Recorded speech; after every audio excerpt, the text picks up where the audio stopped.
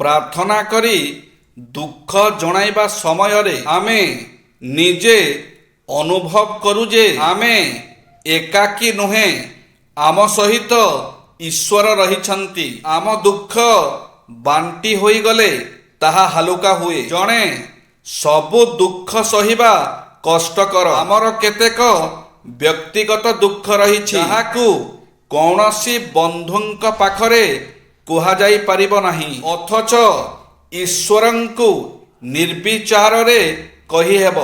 ମାନସିକ ଡାକ୍ତରମାନେ ଦୁଃଖ ଯନ୍ତ୍ରଣା ଅନ୍ୟ ଆଗରେ ପ୍ରକାଶ କଲେ ରୋଗ ଭଲ ହୋଇଯିବ ବୋଲି କହିଥାନ୍ତି। ଈଶ୍ୱରଙ୍କ ଠାରୁ ଆଉ ଅଧିକ ନିଜର ବନ୍ଧୁ କିଏ ଅଛି?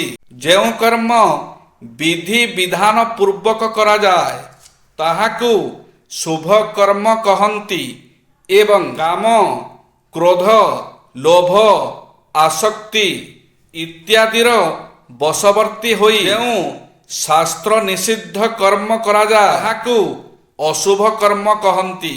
କର୍ମ ରହସ୍ୟ ପ୍ରକୃତି ଓ ପୁରୁଷ ମଧ୍ୟରୁ ପୁରୁଷଠାରେ କେବେ ପରିବର୍ତ୍ତନ ହୁଏ ନାହିଁ ଏବଂ ପ୍ରକୃତି କେବେ ଅପରିବର୍ତ୍ତିତ ରହିପାରେ ନାହିଁ। ପୁରୁଷ ଯେତେବେଳେ ପ୍ରକୃତି ସହିତ ସମ୍ବନ୍ଧ ସ୍ଥାପନ କରେ ସେତେବେଳେ ପ୍ରକୃତିର କ୍ରିୟା ପୁରୁଷ ପାଇଁ କର୍ମ ହୋଇଯାଏ। କାରଣ ପ୍ରକୃତି ସହିତ ସମ୍ବନ୍ଧ ସ୍ୱୀକାର କଲେ ତା ସହିତ ତାଦାତ୍ମ୍ୟ ହୋଇଯାଏ।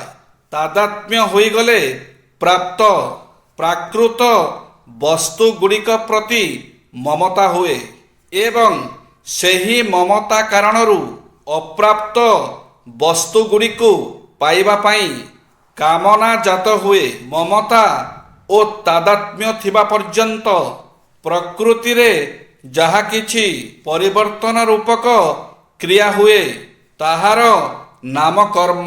ପ୍ରକୃତିରୁ ତାଦାତ୍ମ୍ୟ ଦୂର ହେଲେ ସେହି କର୍ମ ପୁରୁଷ ପାଇଁ ଅକର୍ମ ହୋଇଯାଏ, ଅର୍ଥାତ୍ ସେହି କର୍ମ କ୍ରିୟା ମାତ୍ର ହୋଇ ରହେ, କର୍ମରେ ଫଳ ଦେବାର ଶକ୍ତି ରହେ ନାହିଁ। ଏହା ହିଁ କର୍ମରେ ଅକର୍ମ।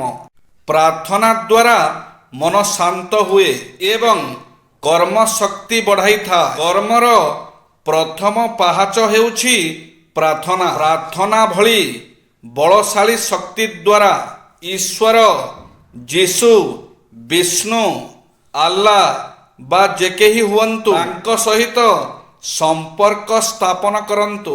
ସେଥିପାଇଁ କଳହରେ ମାତନ୍ତୁ ନାହିଁ।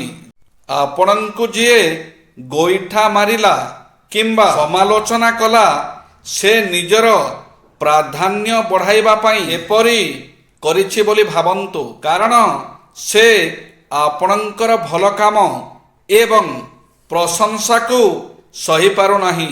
ଶତ୍ରୁମାନଙ୍କ ଉପରେ ପ୍ରତିଶୋଧ ନେବା ପାଇଁ ଚେଷ୍ଟା କରିବା ନାହିଁ। ତାହା କରିବାକୁ ଚେଷ୍ଟା କଲେ ଶତ୍ରୁ ଅପେକ୍ଷା ଆମେ ଆମ ନିଜର ଅଧିକ କ୍ଷତି କରି ବସିବୁ। ଯେଉଁମାନଙ୍କୁ ଆମେ ଭଲ ପାଉନା ସେମାନଙ୍କର ବିଷୟ ନ ଭାବି ସମ୍ପୂର୍ଣ୍ଣ ଭୁଲିଯିବାକୁ ଆମେ ପାଳନ କରିବା ଉଚିତ। ଜୟ ଶ୍ରୀ ଜଗନ୍ନାଥ।